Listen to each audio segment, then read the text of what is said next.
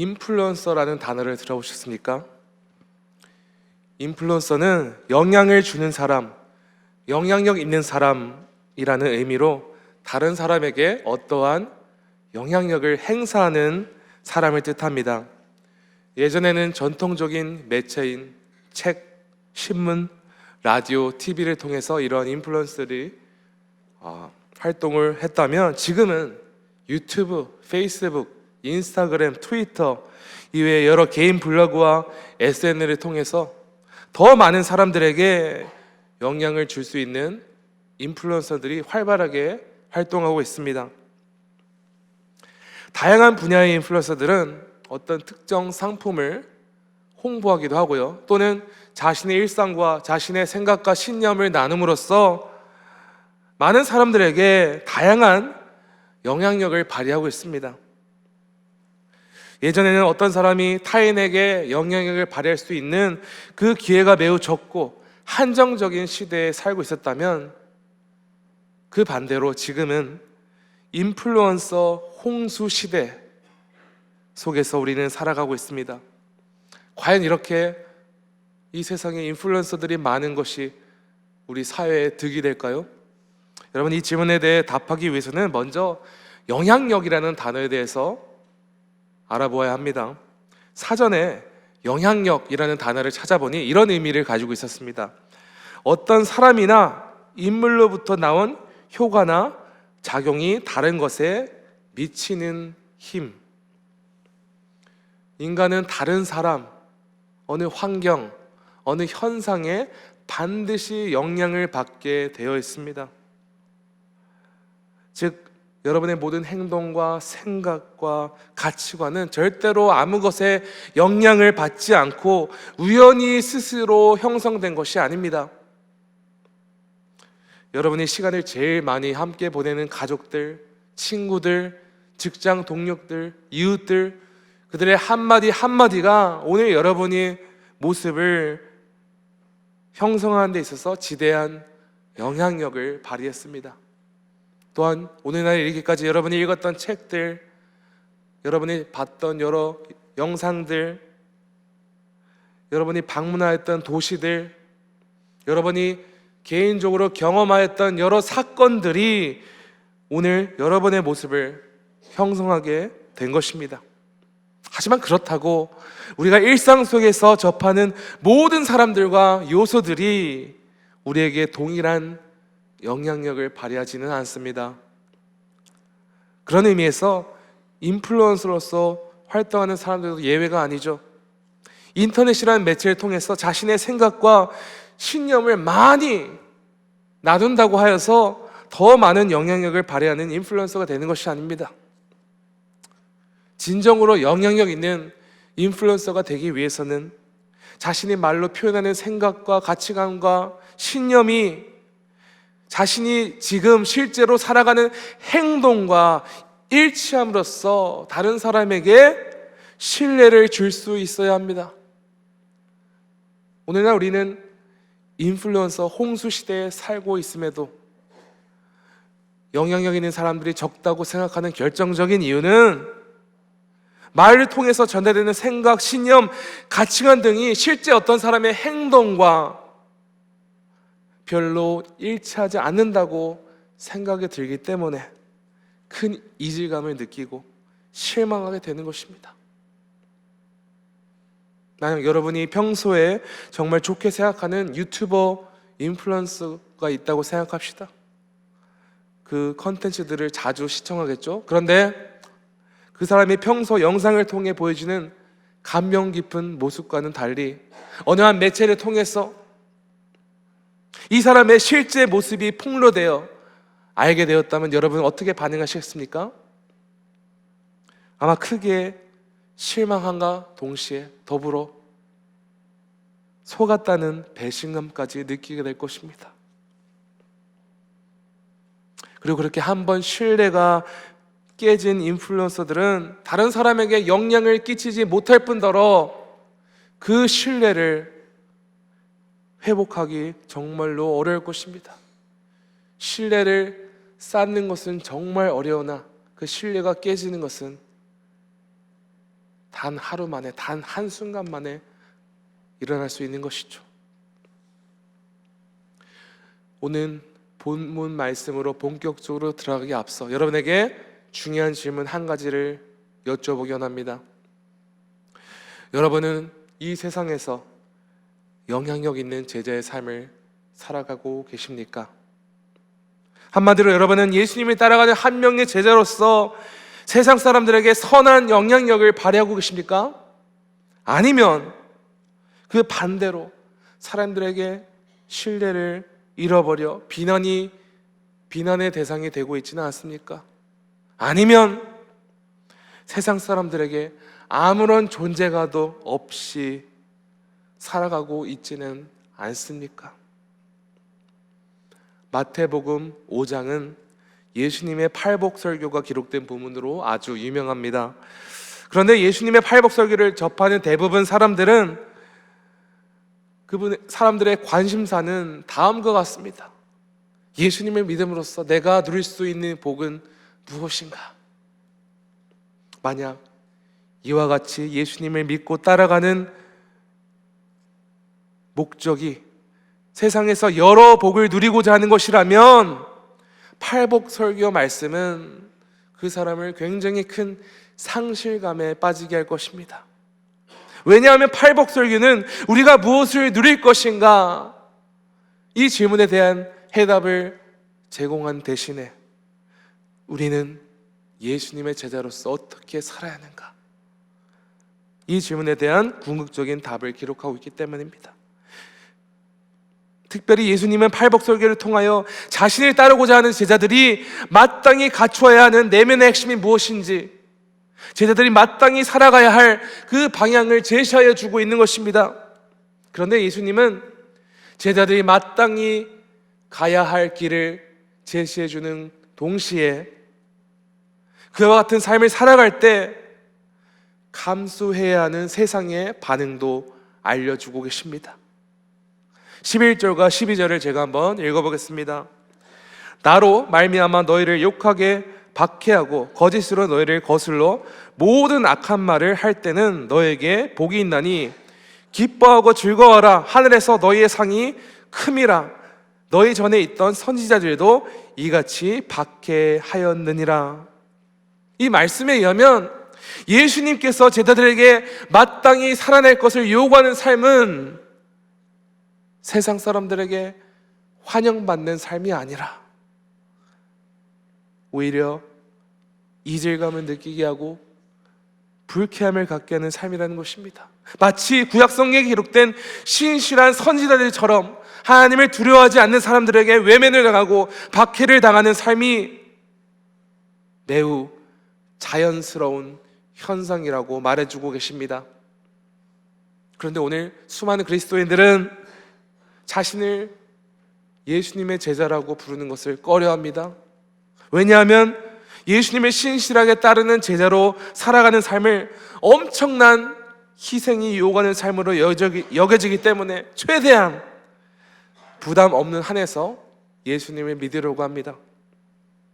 그래서 심지어 예수님을 성실히 따르는 제자라고 생각하는 사람들마저 세상 사람들에게 외면을 당하고 이질감을 느끼게 하고 불쾌함을 갖게 하는 사람이 되고 싶어 하지 않습니다. 그러나 예수님은 아주 명확하게 말씀하고 계십니다. 예수님을 따르는 제자들은 반드시 이 세상에서 환영을 받지 못할 것이며 핍박과 박해를 당하는 삶을 살게 될 것이라 말씀하십니다. 베드로전서 3장 17절에서 사도 베드로도 이와 같이 기록했습니다. 선을 행함으로 고난받는 것이 하나님의 뜻일진데 악을 행함으로 고난받는 것보다 나으니라.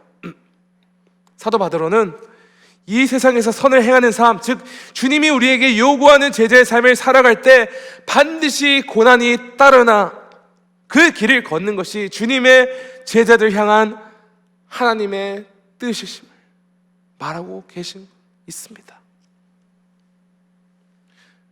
오늘 함께 묵상할 본문은 우리 모두에게 익숙한 예수님의 비유 말씀입니다.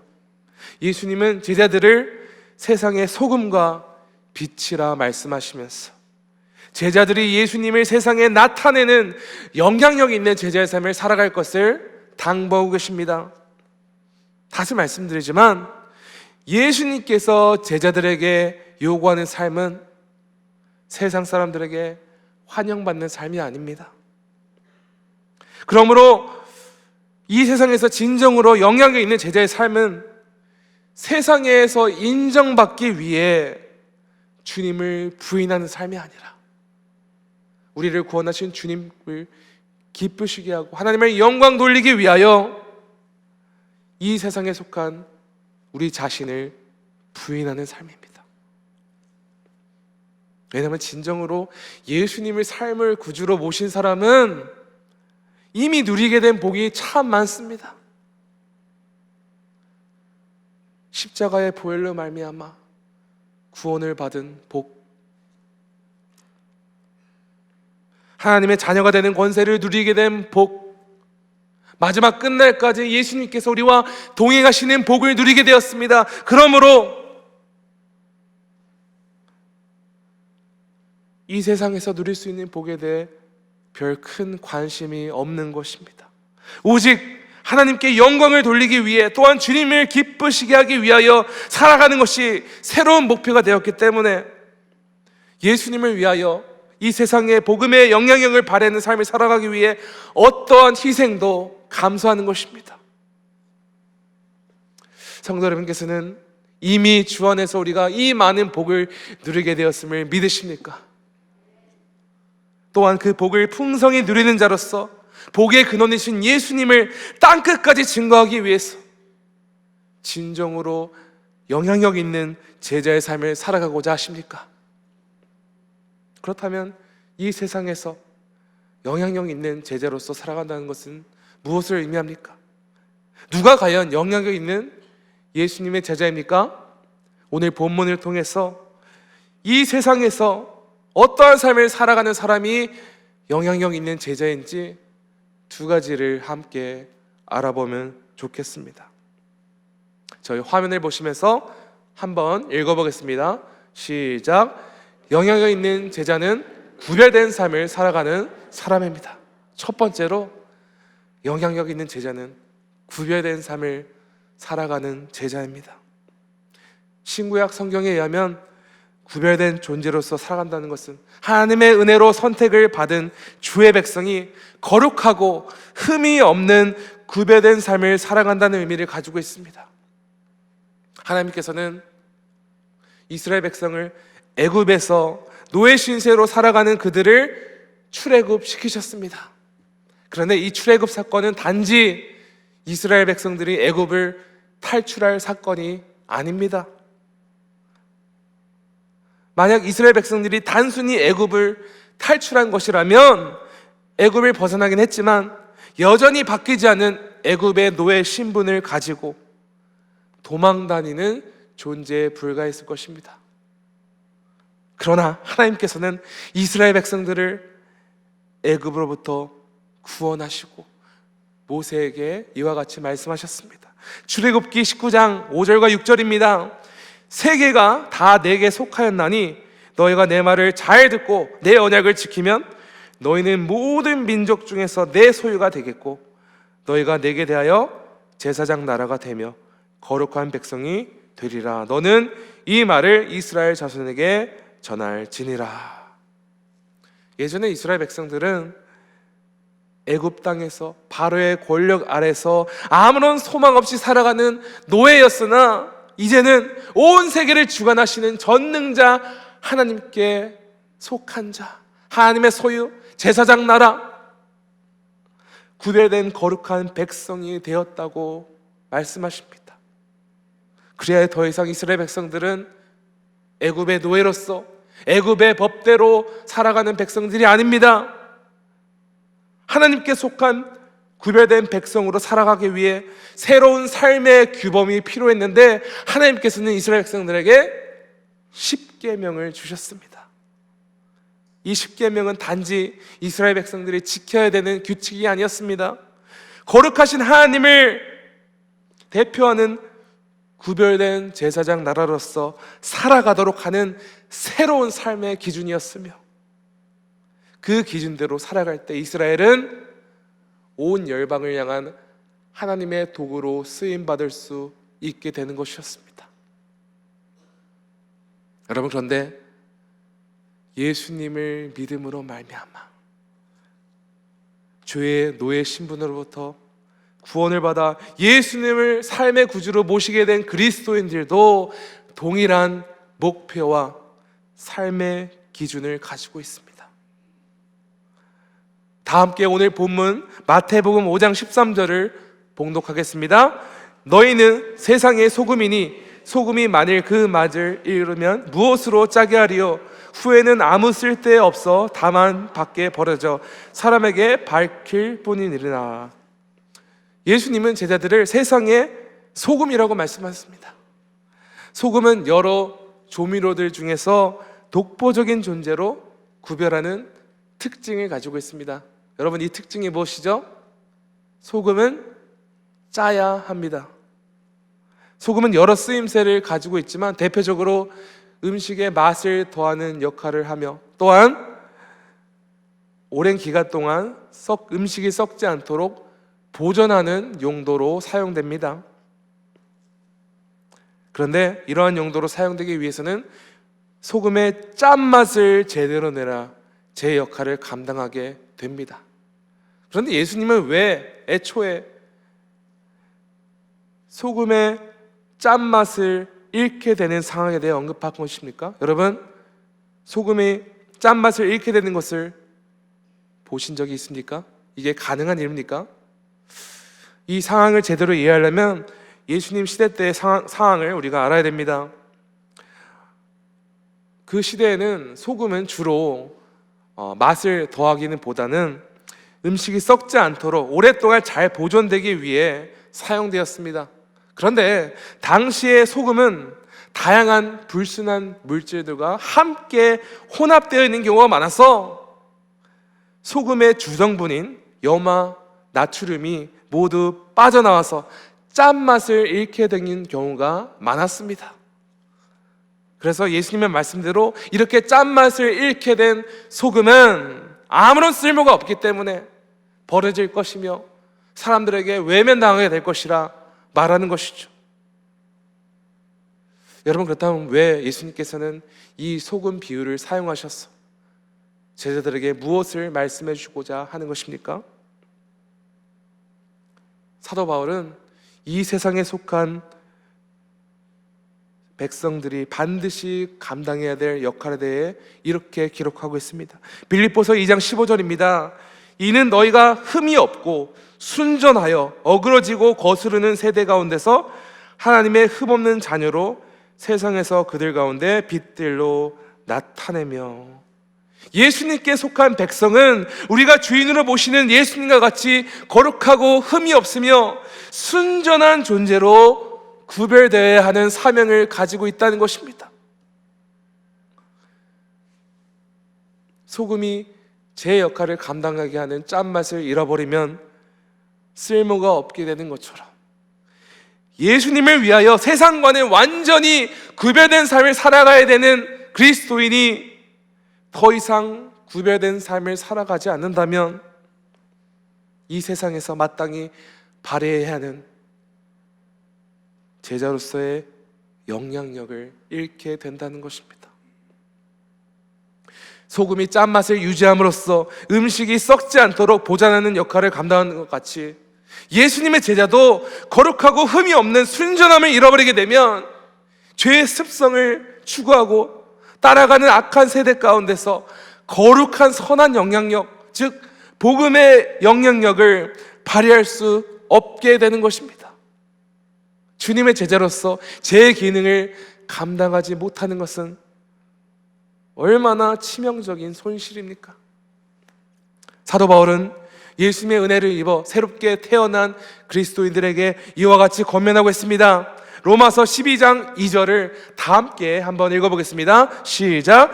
너희는 이 세대를 본받지 말고 오직 마음을 새롭게 함으로 변화를 받아 하나님의 선하시고 기뻐하시고 온전하신 뜻이 무엇인지 분별하도록 하라. 우리는 이 시대를 추구하고 쫓아가는 죄의 습성의 삶을 본받고 따라가지 말아야 합니다.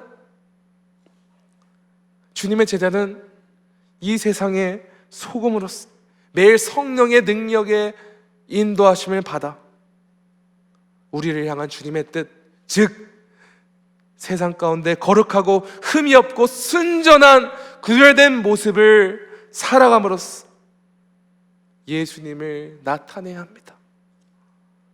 이 세상 똑같은 존재로서 그저 묻어가는 사람이 아니라 예수님을 위하여 구별된 독보적인 존재로서 거룩한 영향력을 발휘하는 제자가 되어야 합니다. 성도 여러분께서는 하나님의 뜻을 이루기 위하여 구별된 삶을 살아가기 위해 매일 성령의 능력을 입고 계십니까? 아니면 너무나도 쉽게 이 세상의 썩은 가치관에 휩쓸려서 거룩하고 흠이 없고 순진한 모습을 상실한 상태로 존재감 없이 이 세상을 살아가고 계시지는 않습니까? 요즘 한국에 있는 젊은 세대들에게 당신의 꿈이 무엇입니까? 물어보면은 이렇게 대답을 합니다. 적당히 잘 먹고 적당히 오늘 하루를 즐기며 현상 유지를 하는 것이 꿈이라고 말합니다. 아무리 노력하고 공부하고 취직해서 열심히 돈을 모아도 서울에 제대로 된 집 한 채 마련하지 못할 바에 지금 당장 삶을 즐기기 위하여 최고급 식당에서 식사하고 온 세계로 여행을 다니는데 투자하고 자신이 즐기고 싶은 취미 생활을 위해 돈을 아끼지 않으며 살아간다고 합니다. 여러분, 그런데 이와 같이 현상 유지하고자 하는 삶은 마치 최고가 될 수 없다면 차선을 택하는 것 같은 현명한 선택을 하는 것처럼 보이나 사실상 현상 유지가 아니라 현실을 도피함으로써 퇴보하는 삶을 살게 합니다. 마치 자신에게 미래가 다가오지 않을 것처럼 당장의 즐거움에만 집중하는 삶은 결코 어려운 현실을 극복해내기 위한 장기적인 최고의 해결책이 될 수 없습니다. 그런데 안타깝게도 구별된 삶을 살아감으로써 예수님을 위한 영향력이 있는 제자의 삶을 살아가는 수많은 그리스도인들이 단지 믿음의 현상 유지를 위해 살아가고 있습니다. 물론 처음부터 그런 것은 아닙니다. 십자가의 보혈의 은혜를 맛보고 구원의 감격을 받아 하나님께 평생 나 자신을 헌신하겠다고 고백합니다. 하지만 시간이 지나고 그 구원의 감격이 식어버리고 그저 형식적으로 예수님을 믿는 사람의 기본 의무만을 행하면서 믿음의 형상 유지를 추구하는 것이죠. 그리고 이 세상 사람들이 즐기는 거 다 즐기고 사람들이 추구하는 가치관 다 따라하고 오히려 믿음이 퇴보하는 삶을 살아가는 안타까운 모습을 많이 목격하게 됩니다. 여러분, 그런데 분명한 사실은 우리의 믿음의 현상 유지를 위해 살아가는 것이 우리의 부르심이 아닙니다. 우리는 그것을 위해 부름받은 사람이 아닙니다. 우리는 온 열방 잃어버린 영혼들에게 복음의 진리이신 예수님을 소개함으로 말미암아 그들을 하나님께로 인도하라는 예수님의 지상 명령을 받은 사람들입니다. 그리고 예수님의 명령에 순종하기 위해 우리는 반드시 구별된 삶을 살아야 합니다. 매일 성령의 인도하심을 받아 거룩하신 예수님의 평생 닮아가는 것이 이 세상에서 진정으로 영향력 있는 삶임을 믿으심으로 확신함으로 담대히 그 길을 꿋꿋이 걸어가는 주님의 구별된 제자의 삶 살아가시기를 간절히 축원합니다. 첫 번째로 우리는 구별된 삶을 살아야 한다고 말했습니다. 한번 화면을 보시면서 두 번째 포인트를 읽어보겠습니다. 시작. 영향력 있는 제자는 예수님의 빛을 반사하는 사람들입니다. 오늘 본문 14절부터 16절에서 예수님은 자신을 따르는 제자들을 세상의 빛이라 말씀하십니다. 빛은 이 세상의 소금과 같이 인간에게 있어서 없어서는 안 되는 요소입니다. 이 세상에 참 아름다운 장소가 많죠. 웅장하고 정말 어마어마한 장소들이 많습니다. 미국만 해도 정말로 웅장한 국립공원들이 많고요. 아름다운 해변가, 화려한 도시들, 방문해볼 곳이 참 많습니다.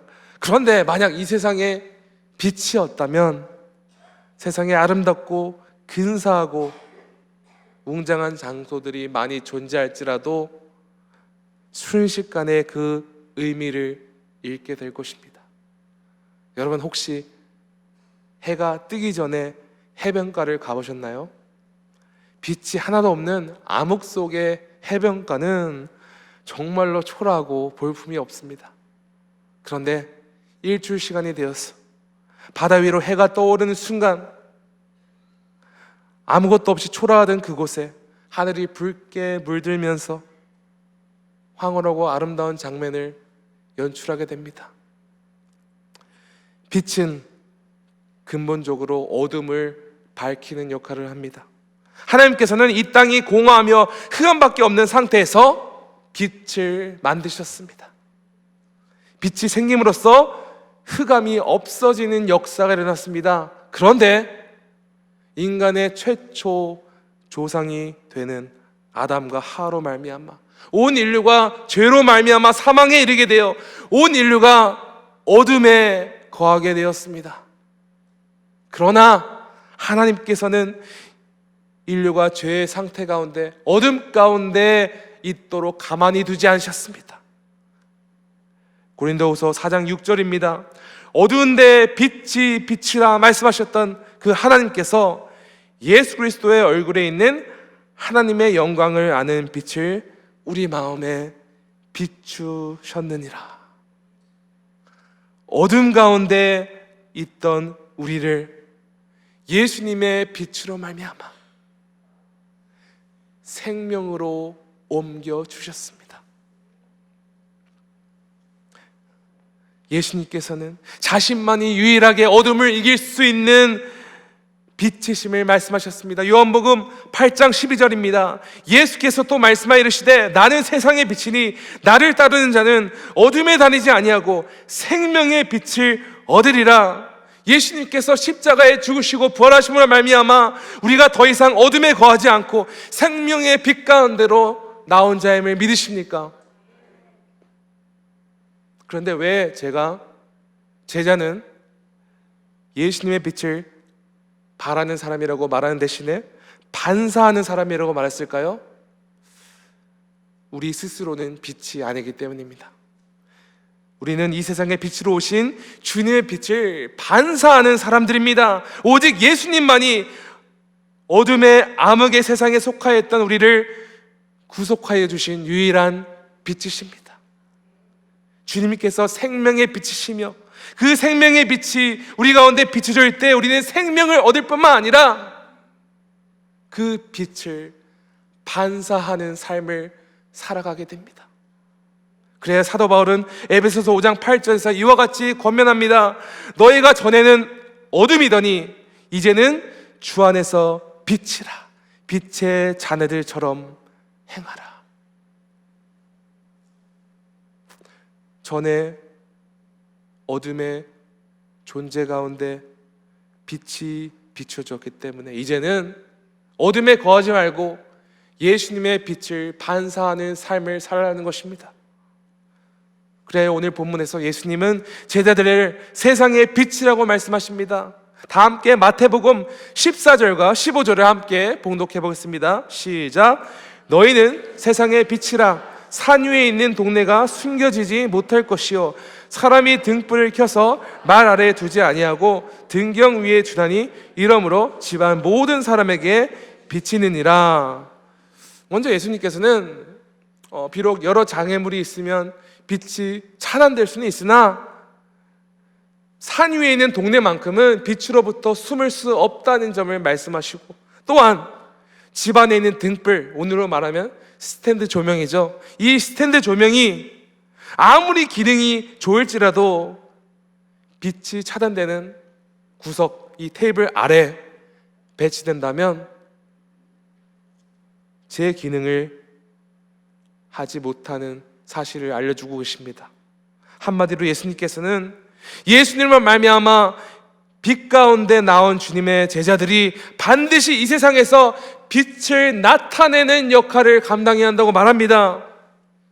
그리고 빛이 세상에 나타내는 역할을 감당하기 위해서는 반드시 필요한 필수 조건을 알려주십니다.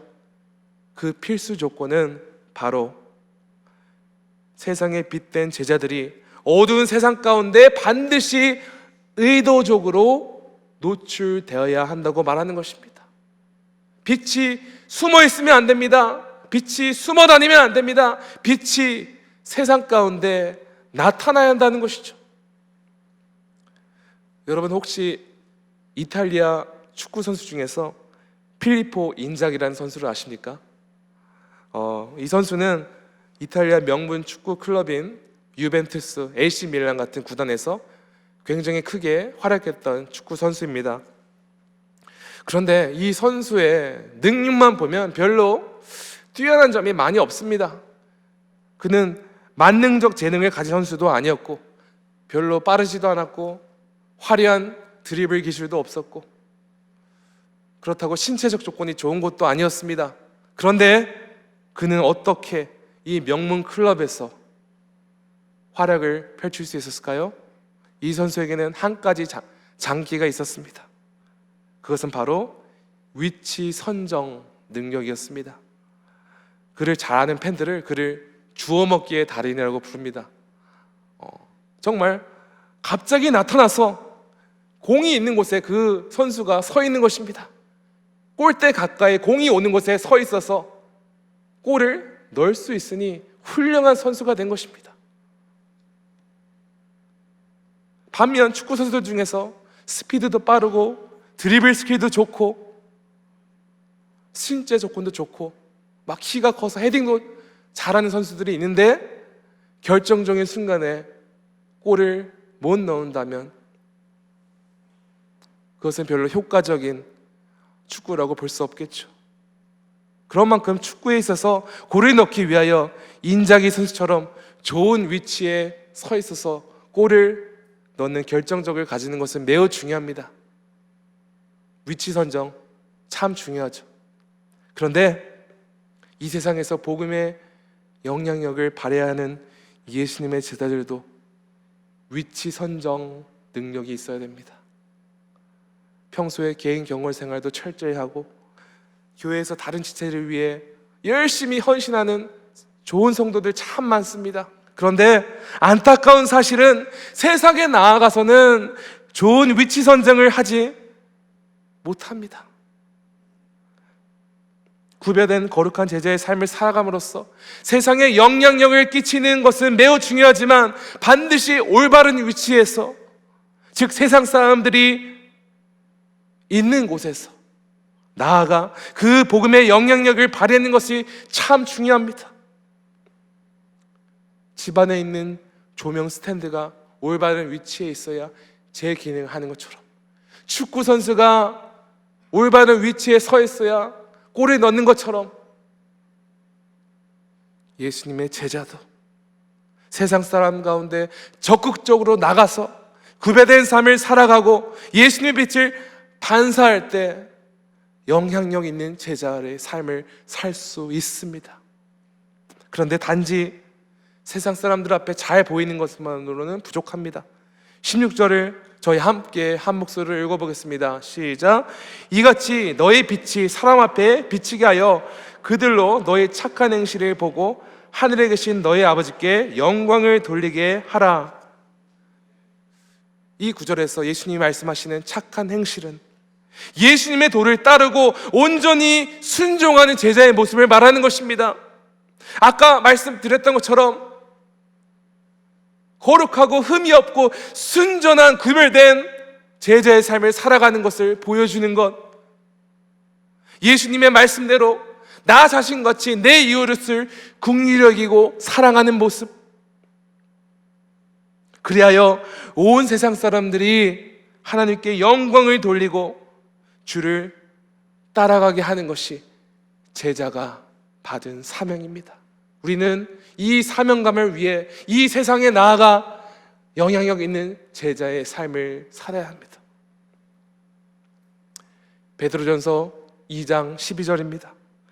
너희가 이방인 중에서 행실을 선하게 가져 너희를 악행한다고 비방하는 자들로 하여금 너희 선한 일을 보고 오시는 날에 하나님께 영광을 돌리게 하려 함이라.